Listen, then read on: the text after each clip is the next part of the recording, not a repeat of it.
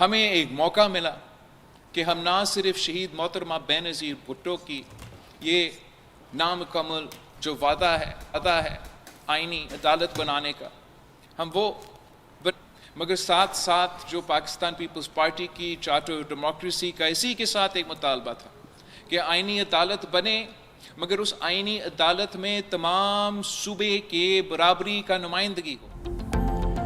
آئینی عدالت ایسی نہ ہو جو ڈیم بنانے نکل جائے، وزیر اعظم کو گھر بھیج دے۔ بلاول بھٹو کا پیپلز پارٹی کے یوم تاسیس کی مرکزی تقریب سے خطاب، کہا کچھ لوگوں کی کوشش ہے آئینی عدالت کو متنازع بنائیں، امید ہے آئینی عدالت ان لوگوں کو اپنے کردار سے غلط ثابت کرے گی۔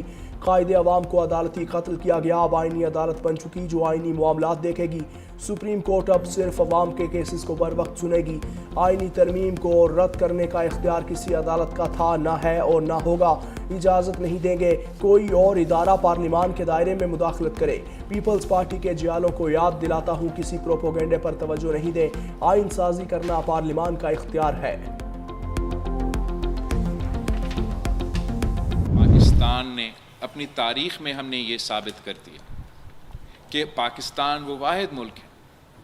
افغانستان میں 30 سال پورا دنیا کی قوت نیٹو کی صورت میں موجود، مگر وہ وہاں نہیں کر سکا جو پاکستان کے عوام نے، پاکستان کے افواج نے، پاکستان کے قائدین نے جد و جہد کر کے دہشت گردوں کو نہ صرف مقابلہ کیا مگر ہم نے ان کو شکست دلوایا۔ بلاول بھٹو نے مودی سرکار کو خبردار کر دیا، کہا کوئی پاکستان کو میلی آنکھ سے نہیں دیکھ سکتا، بین الاقوامی سطح پر سازشیں پک رہی ہیں۔ بھارت کا ایک وزیر سندھ سے متعلق غلط بات کر رہا ہے، تمام صوبے بھائیوں کی طرح ہیں، مودی کا مقابلہ کرنے کی صلاحیت رکھتے ہیں، دشمن آج بھی دہشت گردی پھیلانے کی کوشش کر رہا ہے، افغانستان کی سرزمین دہشت گردی کے لیے استعمال ہو رہی ہے، ملک کی سلامتی کے لیے ہم سب کو متحد ہونا ہوگا، بارڈر ریسپانس میں پاکستان کا کامیابی حاصل کر رہا ہے، عوام کے دل جیتنے کے لیے سافٹ پاور کا استعمال کرنا ہوتا ہے، ہم سافٹ پاور کے ساتھ تاریخ رقم کر کے دہشت گردی کو شکست دے سکتے ہیں، چاہتے ہیں کہ سب صوبے مل کر بیرونی طاقت کا مقابلہ کریں۔ پیپلز پارٹی کی جدوجہد نے جمہوریت کو مضبوط کیا، صدر آصف علی زرداری کا پیپلز پارٹی کے یوم تاسیس پر پیغام، کہا 1973 کا متفقہ آئین بھٹو شہید کا تاریخی تحفہ ہے، چارٹر آف ڈیموکریسی اور 18ویں ترمیم پیپلز پارٹی کا جمہوری ورثہ ہے، نیشنل ایکشن پلان میں پیپلز پارٹی کی شمولیت اہم ہے، کارکن جمہوری اتحاد کو برقرار رکھیں۔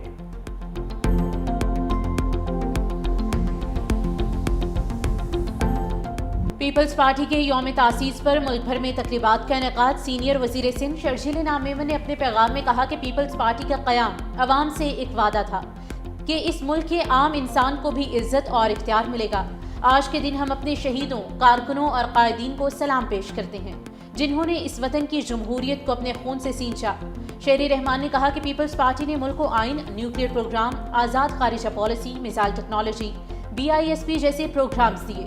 وزیر بلدیات سندھ ناصر حسین شاہ کا شہید ذوالفقار علی بھٹو، شہید بے نظیر بھٹو، صدر آصف علی زرداری اور chairman peoples party Bilawal Bhutto کو خراج تحسین، کہا پیپلز پارٹی سے سیاسی جماعت نہیں بلکہ خون سے لکھی گئی جدوجہد ہے۔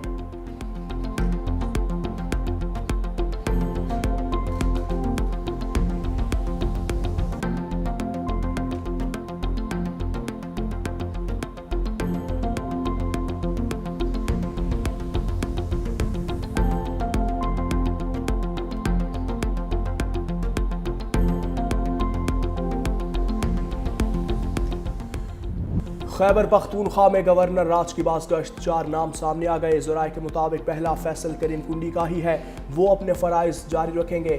دیگر ناموں میں امیر حیدر ہوتی، پرویز خٹک اور آفتاب شیرپاؤ زیر غور۔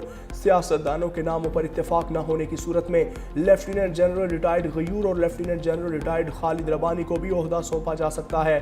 فیصل کریم کنڈی کا کہنا ہے کہ اگر میڈیا ہی گورنر لگائے گا تو اللہ ہی حافظ، تبدیلی کے حوالے سے مجھے کچھ علم نہیں، پارٹی کا فیصلہ قبول ہوگا۔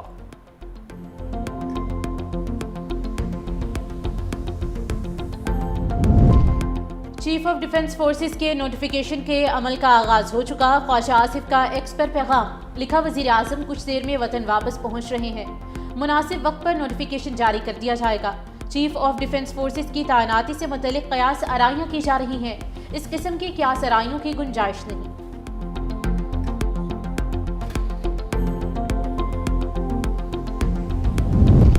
غزہ امن فورس کے تحت فوج بھیجنے کے لیے تیار ہیں، نائب وزیر اعظم اسحاق ڈار کا اعلان۔ کہا حماس کو غیر مسلح یا فلسطینی مزاحمتی ڈھانچے کو کمزور کرنے کا حصہ نہیں بنیں گے۔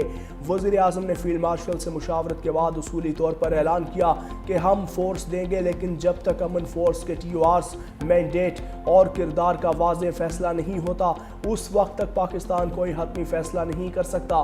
افواہ آئی کہ انٹرنیشنل اسٹیبلائزیشن فورس حماس کو غیر مسلح کرے گی، ہم اس کے لیے تیار نہیں۔ ہمارا کام امن قائم رکھنا ہے، امن نافذ کرنا نہیں۔ افغان طالبان رجیم کی خام خیالی ہے کہ چیزیں ٹھیک نہیں ہو سکتی۔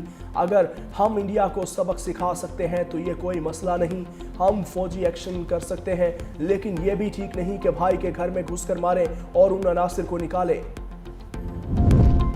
غزہ میں پاکستان کا کردار چاہتے ہیں۔ مصر کے وزیر خارجہ ڈاکٹر بدر احمد محمد عبدالعاطی کی نائب وزیر اعظم اسحاق ڈار کے ہمراہ پریس کانفرنس۔ کہا پاکستان غزہ تعمیر نو میں تعاون کرے۔ غزہ میں تنازع کا 2 ریاستی حل ہی پائیدار ہے۔ پاکستان میں دہشت گرد حملوں کی مذمت کرتے ہیں۔ دہشت گردی سے نمٹنے کے لیے پاکستان سے تعاون کریں گے۔ اسرائیل فلسطین تنازع UN کی قراردادوں کے مطابق حل کیا جائے۔ نائب وزیر اعظم وزیر خارجہ اسحاق ڈار نے کہا کہ پاکستان اور مصر کی دہائیوں پر مشتمل برادرانہ دوستی تاریخی اور باہمی احترام پر قائم ہے۔ رہنماؤں کا سیاسی ڈائیلاگ، دفاع اور دیگر شعبوں میں تعاون بڑھانے پر اتفاق۔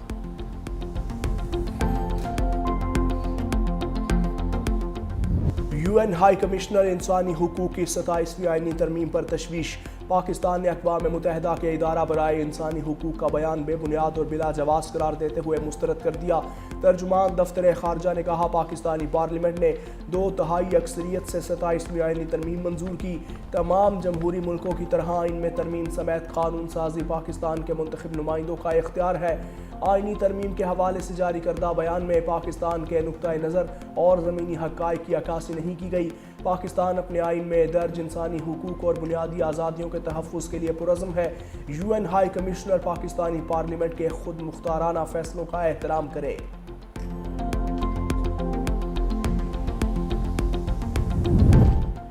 وزیر اعلیٰ خیبر پختونخوا کا 4 دسمبر کو NFC اجلاس میں شرکت کا اعلان۔ سہیل آفریدی کہتے ہیں کہ اپنے عوام کا مقدمہ احسن طریقے سے لڑوں گا۔ NFC کا حصہ 2018 سے اب تک نہیں ملا۔ قبائلی اضلاع کے شیئرز بھی نہیں ملے۔ قبائلی اضلاع سے اب تک مکمل ضم نہیں ہوا۔ کوئی غلط راستے پر نہیں جانا، اپنے حق کے لیے لڑنا ہے۔ اسلام آباد ہائی کورٹ احتجاج پر لائحہ عمل طے کرنا ہے۔ عدالت صرف ارکان پارلیمنٹ ہی جائیں گے۔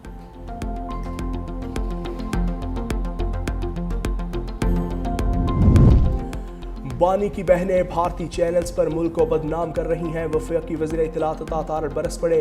کہا بہنیں صرف اس لیے بچی ہوئی ہیں کہ بانی پھر روئیں گے، ان کو شرم سے ڈوب مرنا چاہیے۔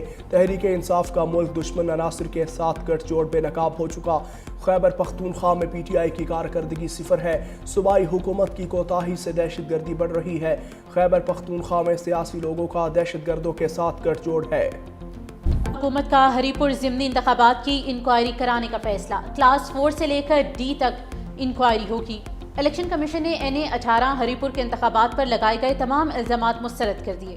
کہا مخصوص عناصر حسب معمول ضمنی انتخابات کو متنازع بنانے کی کوشش کر رہے ہیں۔ DRO اور RO کی تعیناتی کو سازش قرار دینا حقائق کے منافی ہے۔ پولنگ ڈے تک کسی سیاسی جماعت نے تعیناتیوں پر اعتراض نہیں کیا۔ فارم 45 پہلے سے تیار ہونے کا الزام غلط اور گمراہ کن ہے۔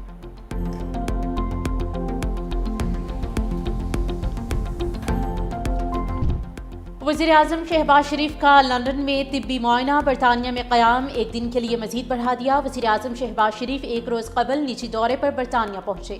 لوٹن ایئرپورٹ پر ہائی کمشنر ڈاکٹر فیصل اور نون لیگ کی مقامی قیادت کی جانب سے استقبال۔ وزیر اعظم کل دوپہر لندن سے اسلام آباد کے لیے روانہ ہوں گے۔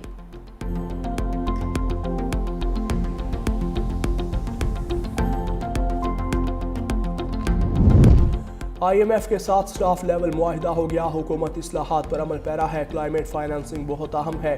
وفاقی وزیر خزانہ محمد اورنگزیب کی پریس کانفرنس۔ کہا مینوفیکچرنگ کے شعبے میں بہتری خوش آئند ہے۔ پائیدار ترقی کے لیے ادائیگی کا توازن اور کرنٹ اکاؤنٹ اہم ہے۔ مجموعی طور پر برآمدات میں 5% اضافہ ہوا۔ IT شعبے میں ماہانہ بنیادوں پر بہتری دیکھی جا رہی ہے۔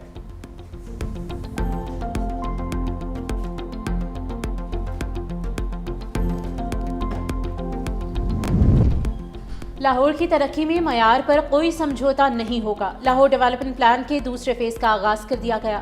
وزیر اعلیٰ پنجاب مریم نواز شریف کی زیر صدارت لاہور ڈیولپمنٹ فیز 2 سے متعلق اجلاس۔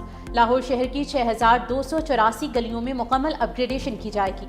واسا کی 486 اور لاہور میونسپل کارپوریشن کی 5798 گلیوں کو آئندہ سال جون تک جدید اور قابل فخر بنایا جائے گا۔ لاہور کا ہر محلہ روشن اور آباد بنانے کے لیے اجلاس میں مرحلہ وار ماہانہ ورک پلان پیش کیا گیا۔